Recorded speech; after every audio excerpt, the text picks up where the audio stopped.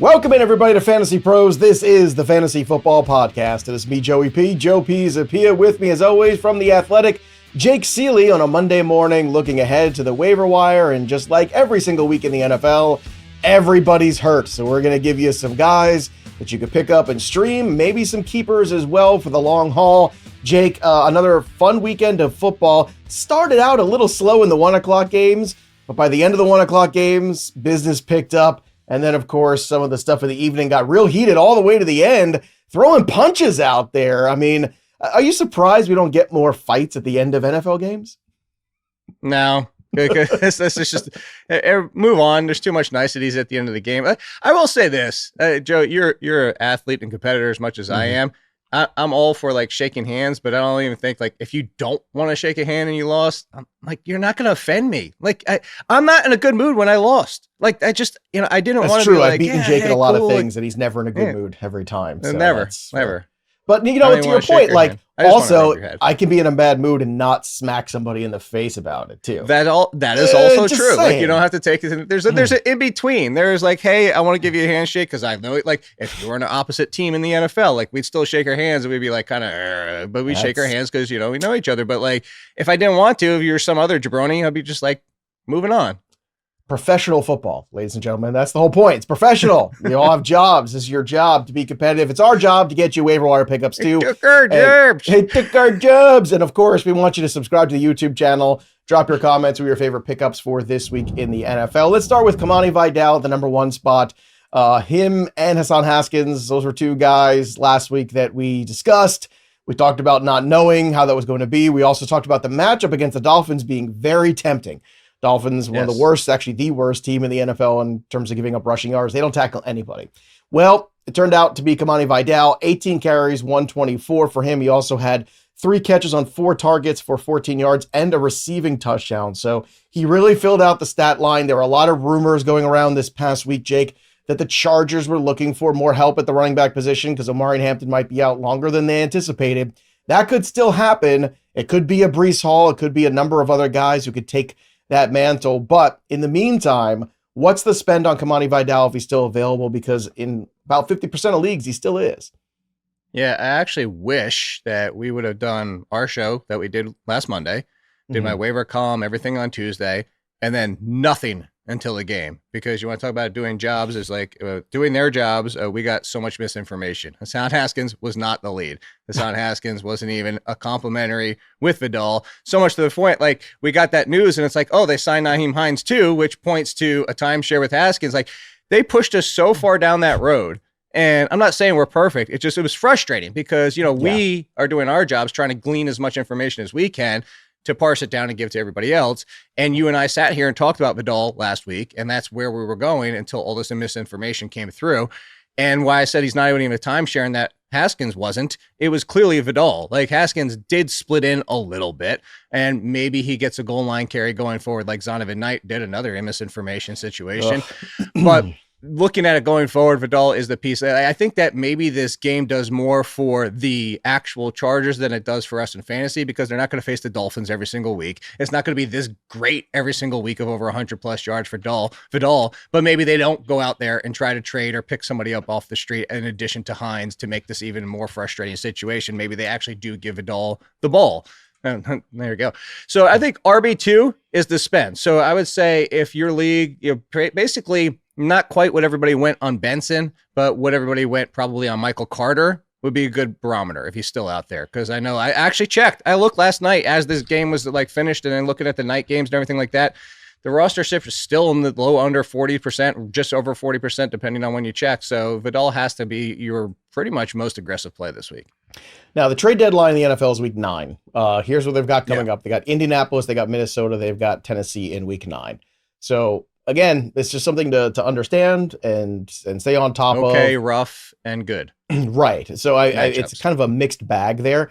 I'm of the mind they will go out there and make a move because I think long term, I don't think the Chargers front office is naive enough to think that a guy off the practice squad can just kind of be that guy necessarily the rest of the season. I'm not saying Vidal doesn't have some talent. He does. We've talked about him on shows in the past and years ago. But at the same time, the Chargers have playoff hopes, and I think they realize that they've got to get somebody else in there probably. So whether it's another backup guy or depth guy, or whether it's a stud guy, that's going to be the big difference of how this spend on Vidal goes. Well, like, let's put a hypothesis out there. Like, what if they traded for Devin Singletary? Right, that doesn't move the needle for me. But if they trade for Breece Hall, that buries Vidal. Oh, of course. Yeah. Right. Goodbye, Vidal. Just throw him back. Well, and I think there was even people thinking, well, what about Alvin Kamara? Then they shut down those rumors, right? Alvin Kamara doesn't want to go anywhere. Didn't make sense. I don't believe that for a second, that he doesn't want to go anywhere. I think that's just them kind of creating their leverage there a little bit personally. I think it's that nobody wants to pay for that contract. Like, they're just, people are going to come to him and be like, giving you a conditional 6th for a 7th because of the Kamara contract going into next year too, and the committed money. And I think the Saints are like, well, we're not just going to give him away. No. Yeah. All right, let's get to another running back here. Tyjae Spears is on the list here at number 2. Spears has returned here. He's missed most of the season already. So 2 games so far. This one was a little bit better here. He had 5 carries for 31. He also caught 4 of his 4 targets. The problem is the Titans' offense is still brutal, as Barkley, everyone's favorite dog, makes his appearance, or her appearance, excuse me. Thank you. You got it right. In the, I did. Well, it's always confusing because her name is Barkley, which sounds like a boy dog name, but it's a girl dog. Yes. So I always confuse Saquon's a boy.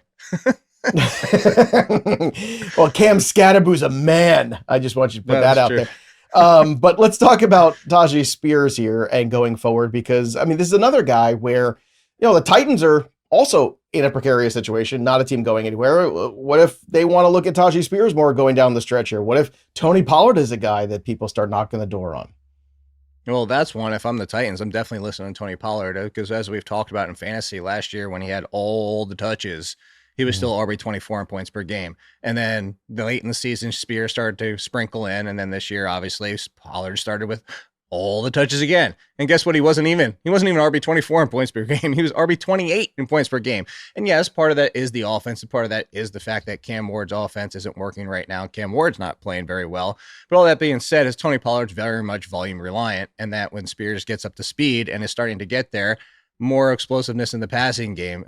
This was potentially going to be a timeshare of a 50-50, maybe 60-40 at best for Pollard, with Spears involved, as kind of similar to the Najee Harris, Jaylen Warren of the Steelers days. And what did we want in that case? We wanted Jaylen Warren, which is in this case, you would want Tyjae Spears. So you already have that upside where Spears could be pushing for a 50-50 split as the pass catching, more explosive, more high of a ceiling value. And then if somehow anything happens to Tony Pollard, or even if he's traded, all of a sudden Spears getting 15 plus touches per week, we'd be talking about RB2. And if you told me as of today, Jake, Vidal, 15 plus touches, Spears, 15 plus touches going forward, it would be a close call, because I like Spears more than I like Vidal, but I do like the Chargers offense a lot more than the Titans. So I'd still probably lean towards that. I would lean towards Vidal, but you're not wrong. And that's the problem whenever you're parsing talent, and situation.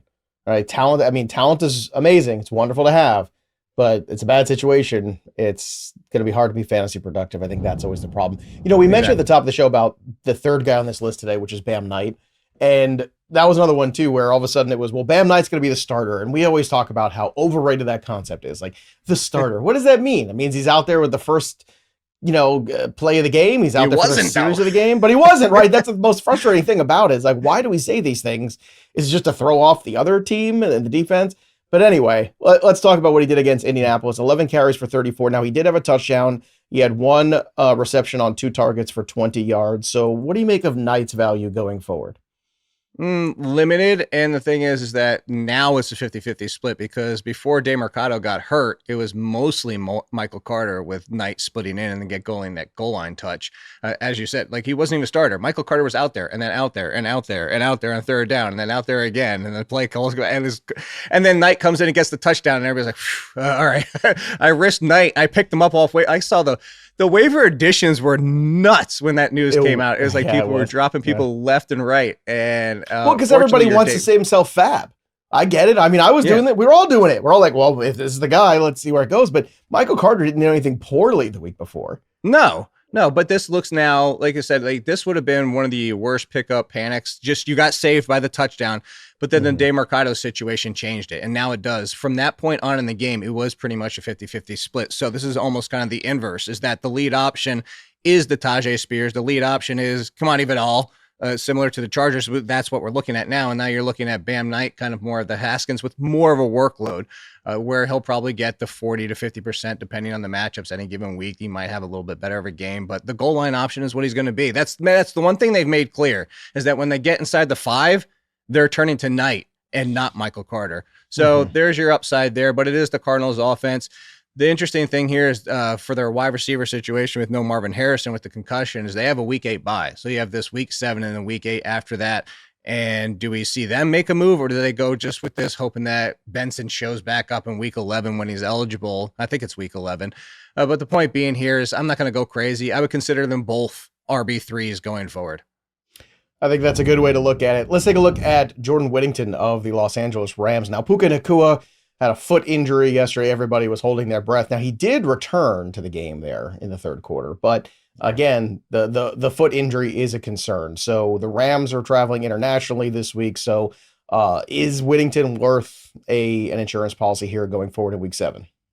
Yeah, and the interesting thing here is this kind of loops into the whole Buccaneers situation that you and I were talking about before the show. Is Ibuka is going for an MRI. They have a week 9 bye. So this comes down to the reason I have Whittington here is because at least as of today, every assumption out there is Nacua's not playing because you bring up the international game and then Nacua toughed it out for a few snaps and then that was it for him. He was basically a decoy. Oh, by the way, Juwan Jennings decoy. Thank you for that as well. Anyway, sorry, you can tell week 6 was a little frustrating. By the way, how many of us said, well, look, you can play Kendrick Bourne, but don't expect another 140 yards.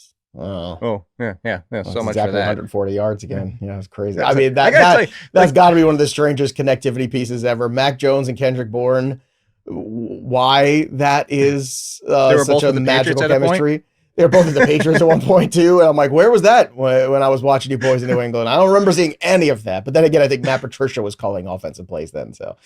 Calling. That's the loosest term of the word. but the thing is that Whittington's already been running as the 3, and I know people will bring up Tutu Atwell, but he's basically Tutu Atwell's been kind of like a gimmicky type of wide receiver for them, even with Whittington. So I think Whittington's stepping in. Now, this is, again, why he's at 4 behind a running back that we just talked about that's maybe 50-50 and only an RB3, because Whittington might be a 1 or 2 week play. The reason he's here and Tez Johnson and Cameron Johnson, the Johnsons over with your MVP over there, Baker Mayfield, the reason they're not here is because we don't know what's going on with Ibuka. We don't know if the Buccaneers are going to find out Ibuka's out and then say, oh, Mike Evans is back, or do they hold them both out for the next 2 weeks plus? Because which would make sense, especially sitting at 5-1, that we don't see Ibuka or Mike Evans until week 10, which is that hurts for a lot of teams out there. But if you so put it this way, Joe, if you told me today they are specifically out, I'd probably slightly lean Cameron Johnson and then Whittington, and then Tez Johnson, who will probably be the boomer bust play.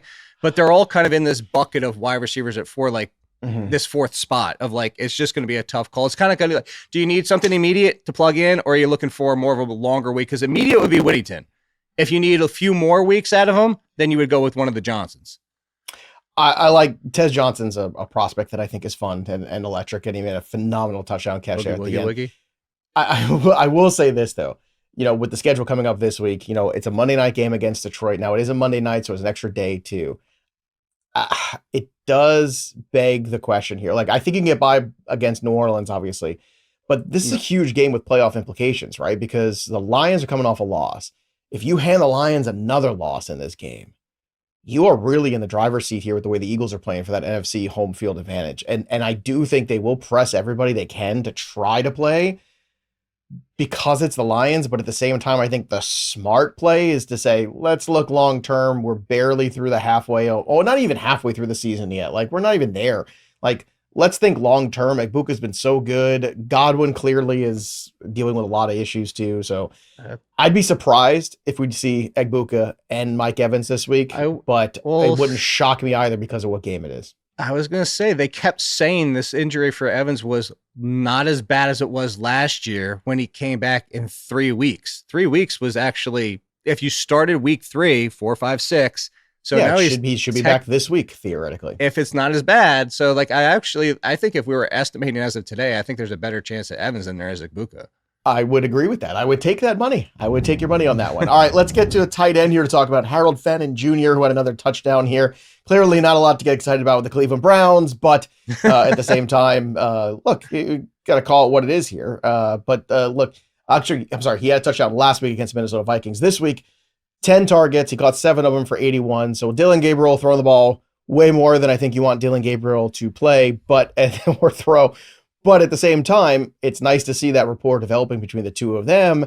And in a year where a lot of people were, really worried about tight end, well, we really like the top, but the rest of it's kind of question mark. The waiver wire has been very plentiful for tight end this year. You've gotten Zach Ertz, who's been good. You've gotten Harold Fannin, who's been good at times here. Let's talk about, of course, Darren Waller catches another touchdown. Let's talk about Fannin here and what it looks like going forward with this Browns offense. And do you think it might change if we see Shador in the weeks ahead? I don't think that's so much the fact that it's more David Njoku got hurt and then he left. And it sounds like this could be an Njoku situation where he's out for a while. And that's the appeal here is that we just talked, not you and I, but like the industry. And I talked about it on my podcast last week about how that split was kind of almost 50-50 for them running routes, that being Njoku and Fannin. And then that first Gabriel start, it was a big split. It was almost twice as much for Njoku, possibly because of speculating. They trust Njoku more in the blocking game, and that's why they had him out there more with a rookie quarterback making his first start. And it looked like it was starting to lean that way early in the game, and then he got hurt, and then Fannin to the moon. And I say Fannin to the moon because everybody's wanting Fannin to be the thing because he looks good. He's the rookie. He's a matchup problem. And the problem with this with two tight ends was going to be, we know how two tight ends go. Very rarely do we get value that we can count on one, let alone two. So with that injury there, Fannin was actually one of the most dropped players over last week because of what happened with Gabriel's first start. And then I think he was actually one of the more dropped ones. I wish we could find a site on Sunday morning for how many people dropped Fannin for Bam Night, just specifically that alone. God. And then, but now you bring up the fact that you can go back to tight end. The Browns have basically 1.5 players, and I say that being Judkins and now Fannin kind of being a half because you still have to rely on Dylan Gabriel, the quarterback, and that's why Fannin's 5. If this was still Joe Flacco, the quarterback, Fannin would probably be up by 2 or 3. Yeah, I agree with that. All right, so we touched on the Buccaneers wide receivers a little bit too. We've touched on a lot of running backs. Real quick, just as a bonus here, streaming quarterbacks, obviously, when we're looking forward here with bye weeks, Jaxson Dart is still out there in a lot of leagues. And is it always perfect and pretty? No, but again, he's getting points with his legs, and that's what's been huge. I mean, we're looking at a guy who's, averaging around 45 yards a game rushing, and he's got touchdown equity. He likes to run for it too, and if he sees that end zone, he's going to give it a shot.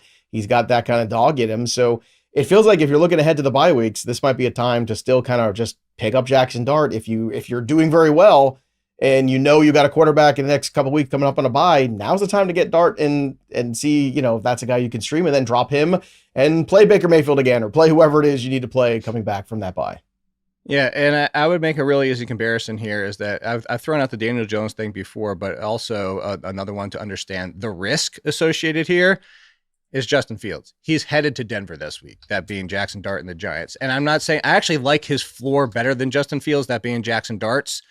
But make it clear that he's still a rookie. The passing has still been suspect at times. He's made some good throws.